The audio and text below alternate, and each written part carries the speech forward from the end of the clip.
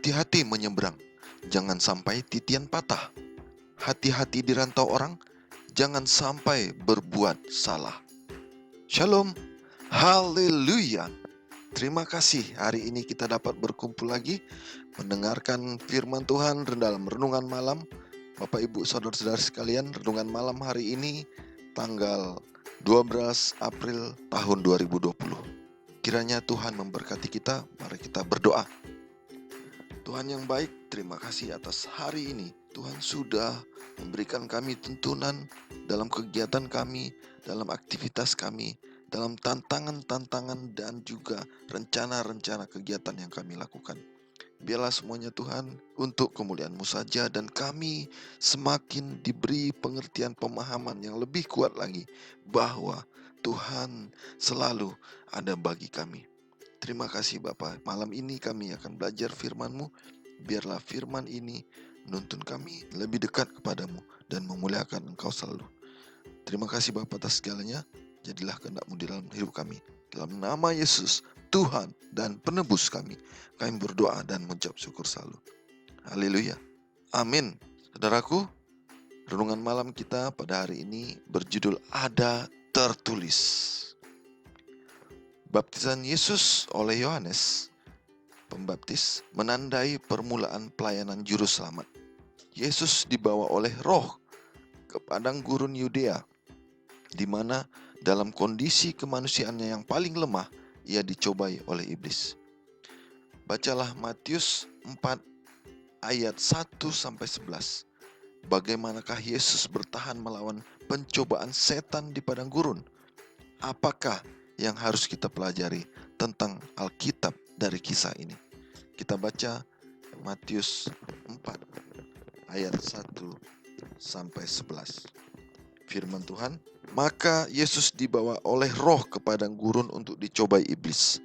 Dan setelah berpuasa 40 hari dan 40 malam, akhirnya laparlah Yesus. Lalu datanglah si pencoba itu dan berkata kepadanya, jika engkau anak Allah, perintahkanlah supaya batu-batu ini menjadi roti. Tetapi Yesus menjawab, ada tertulis, manusia hidup bukan dari roti saja, tetapi dari setiap firman yang keluar dari mulut Allah. Kemudian iblis membawanya ke kota suci dan menempatkan dia di bubungan bait Allah. Lalu berkata kepadanya, jika engkau anak Allah, jatuhkanlah dirimu ke bawah, sebab ada tertulis, mengenai engkau ia akan memerintahkan malaikat-malaikatnya, dan mereka akan menatang engkau di atas tangannya, supaya kakimu jangan terantuk kepada batu. Yesus berkata kepadanya, ada pula tertulis, janganlah engkau mencobai Tuhan Allahmu. Dan iblis membawanya pula ke atas gunung yang sangat tinggi dan memperlihatkan kepadanya semua kerajaan dunia dengan kemegahannya. Dan berkata kepadanya, semua itu akan kuberikan kepadamu jika engkau sujud menyembah aku. Maka berkatalah Yesus kepadanya, enyahlah iblis, sebab ada tertulis, engkau harus menyembah Tuhan Allahmu, dan hanya kepada Dia sajalah engkau berbakti. Lalu iblis meninggalkan dia, dan lihatlah malaikat-malaikat datang melayani Yesus. Saudaraku, dari kitab ini kita dapat mempelajari bahwa ketika dicobai dengan selera, Yesus menjawab, ada tertulis, manusia hidup bukan dari roti saja, tetapi dari setiap firman yang keluar dari mulut Allah. Matius 4 ayat 4. Yesus menunjuk kepada firman yang hidup, dan yang terutama adalah kitab itu bersumber dari Tuhan. Dengan cara ini Yesus menegaskan wewenang Alkitab. Ketika dicobai dengan semua kerajaan dunia dan kemuliaannya, Yesus menjawab, ada tertulis, engkau harus menyembah Tuhan Allahmu, dan hanya kepada Dia sajalah engkau berbakti.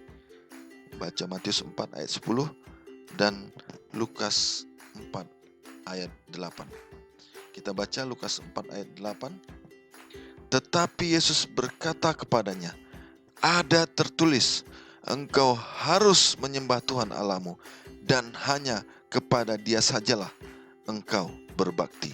Ketika Kristus mengingatkan kita bahwa ibadah sejati berpusat kepada Allah, bukan kepada siapapun juga. Tunduk kepada firman Allah adalah penyembahan yang sebenarnya.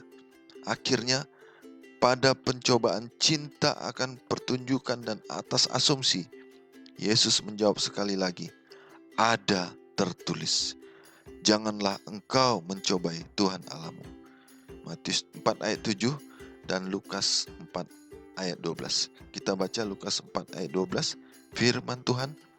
Yesus menjawab, katanya, ada firman, jangan engkau mencobai Tuhan Allahmu. Dalam ketiga pencobaan itu, Yesus menjawab dengan kata-kata, ada tertulis. Artinya, Yesus langsung memakai firman Allah dan tidak ada yang lain dalam menghadapi serangan dan tipu daya iblis.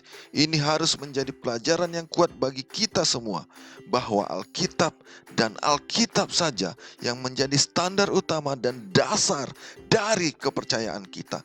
Ya, Alkitab dan Alkitab saja metode pertahanan Yesus terhadap serangan musuh. Yesus adalah Allah, tetapi dalam mempertahankan dirinya melawan iblis, ia bergantung semata-mata kepada firman Allah. Bukan opini, bukan argumen rumit dan berbelit-belit, bukan dengan kata-kata dendam pribadi, melainkan dengan kata-kata sederhana, namun mendalam dari Alkitab. Bagi Kristus, Alkitab memiliki wewenang dan kuasa terbesar. Dengan cara inilah pelayanannya dimulai dengan dasar yang pasti dan terus-menerus dibangun di atas keyakinan bahwa Alkitab layak dipercaya. Pertanyaan bagi kita pada saat ini, bagaimanakah kita belajar untuk percaya kepada firman Tuhan dan sekaligus tunduk padanya? Hal penting bagi kita, Bapak Ibu Saudaraku yang dimuliakan di dalam kasih karunia Tuhan, tunduk kepada firman Allah adalah suatu penyembahan yang sebenarnya, di mana firman Allah adalah apa yang disampaikan Allah sendiri kepada kita secara tertulis, dan juga semua isinya menyatakan bahwa Allah selalu menunjukkan kuasa kemuliaan kehendaknya dalam segenap kehidupan di dunia ini. Bagi Kristus, saudaraku, Alkitab memiliki wewenang dan kuasa terbesar. Walaupun Kristus sendiri adalah firman Allah yang menjadi manusia, yang datang hidup bersama-sama dengan kita, tapi Yesus Kristus sendiri menyatakan bahwa wewenang untuk menanggapi segala tantangan, cobaan, dan bujukan yang menyesatkan dari iblis hanya dapat ditangkal dengan firman Allah sendiri. Mengapa kita meragukan firman Allah? Mengapa kita meragukan Alkitab sementara Yesus sendiri melakukan pernyataan, memberi pernyataan untuk menantang, menghadapi segenap cobaan iblis dengan firman Allah. Contoh dan arahan dan apa yang sudah Yesus lakukan menjadi panutan kita sebagai umat Allah, dan kita mengimani, mempercayai dalam segenap hidup kita, dengan segenap hati kita, Alkitab, firman Allah yang hidup untuk menuntun kita sepanjang hidup kita, sampai Yesus Kristus datang yang kedua kali, sampai kerajaan sorga turun kepada kita, dan kita hidup dalam damai sejahtera, memuliakan Tuhan, diberkati dan diberikan sukacita luar biasa dengan penuh syukur di dalam sorga kelak. Demikian renungan malam kita. Mari kita bersama-sama berdoa. Tuhan yang baik, yang maha kasih, terima kasih Tuhan atas firman yang Tuhan berikan yang begitu nyata bagi kami, menyatakan bahwa hanya dengan adat tertulis, hanya dengan firman Tuhan kami dapat menghadapi bersama Engkau Yesus segala tantangan hidup, pencobaan hidup, kesulitan-kesulitan hidup kami. Dan upaya untuk menjatuhkan semangat iman kami, dan upaya untuk membuat kami sombong Tuhan. Hanya dengan kuasa firman Tuhan kami dapat menghadapinya bersama Engkau Yesus. Biarlah kami menyadari ini setiap saat, setiap waktu, dan ketika kami mulai diarahkan oleh iblis dengan segala bujukannya yang jahat.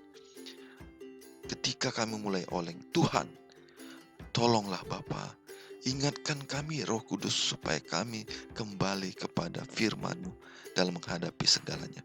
Terima kasih Yesus atas segalanya.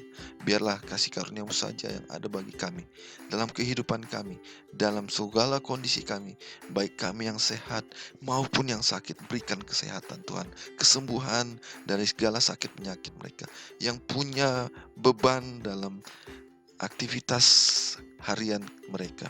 Biarlah Tuhan beri mereka jalan keluar dalam segala tantangan pekerjaan mereka, baik di kantor, dimanapun mereka beraktivitas. Tuhan Allah yang maha baik, terpujilah Engkau. Biarlah dengan segala kuasa kemuliaan-Mu, kami dapat menghadapi dan menyelesaikan tantangan pekerjaan kami tersebut.